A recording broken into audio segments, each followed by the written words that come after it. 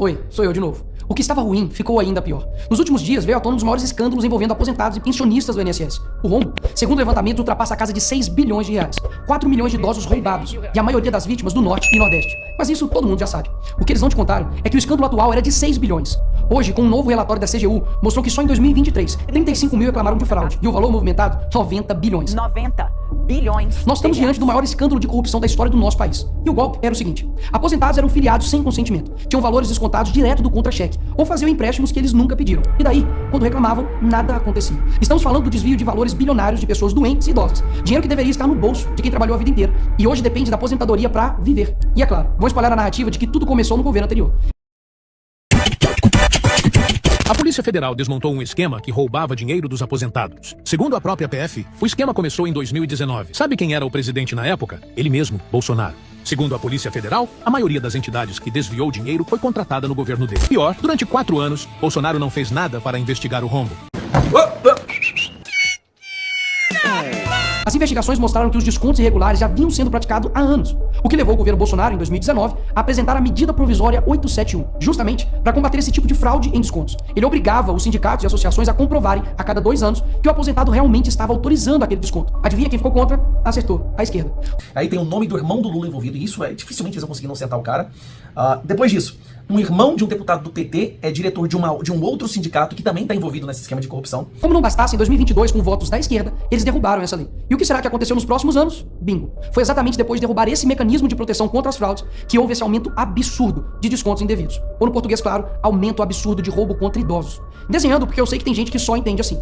2019, Bolsonaro faz lei para proteger esses idosos de fraudes. 2022, esquerda derruba essa lei no Congresso. 2023 e 2024, explosão de fraudes. E ainda tem gente surpresa com isso. Não foi o Alckmin que disse: o ladrão quer voltar à cena do crime. E de fato voltou.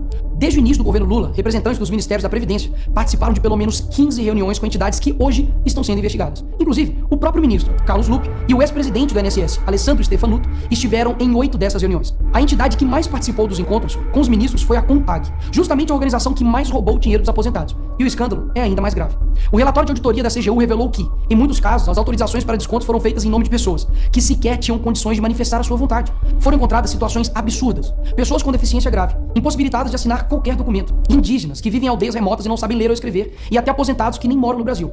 Roubar alguém já é terrível, mas roubar pessoas nessa situação é ter a certeza de que nada vai acontecer com você.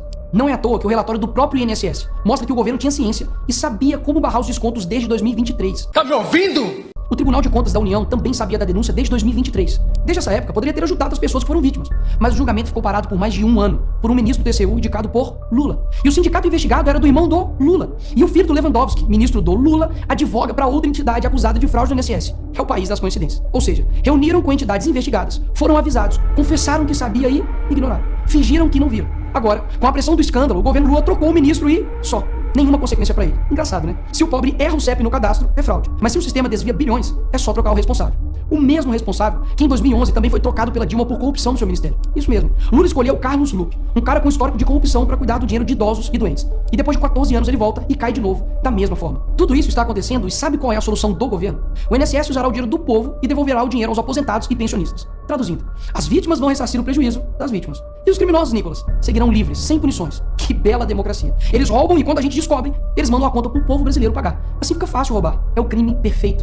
Tá, Nicolas, mas o que vocês estão fazendo contra isso? Eu e a oposição apresentamos um projeto de lei para proibir definitivamente esse tipo de desconto automático no INSS. E mais, preciso da sua ajuda para poder pedir para instalar a CPI dos roubos dos aposentados. E será lá nessa comissão que vamos investigar mais a fundo e poder colocar na cadeia quem foi responsável por isso. E aí sim, fazer com que eles devolvam esse dinheiro, não que você pague essa conta. Vá até a rede social do Hugo Mota e Davi Alcolumbre e peça para que essa comissão seja instalada. E por fim, vá urgente ao seu banco ou veja o extrato na sua conta pelo celular e veja se há algum desconto indevido. Só assim, você saberá que está sendo roubado ou não e peça o cancelamento imediato desse roubo. E sim, o tempo passa rápido. Eu sei que muitos não pensam no futuro, mas um dia ele chegará. E que nesse dia tenhamos feito algo para chegar aqui diferente do que estamos vivendo agora. Ninguém aguenta mais um país que só desanima a gente a cada notícia. Mas para chegar aqui diferente, a gente precisa fazer algo diferente agora. Porque o partido que prometeu cuidar do povo, um presidente que se colocou como o pai dos pobres, acabou explorando quem eles mais juraram defender. Mas eles só chegaram lá porque muitos acreditaram neles. E até quando? Porque quando chegar aqui, talvez seja tarde demais para mudar o Brasil.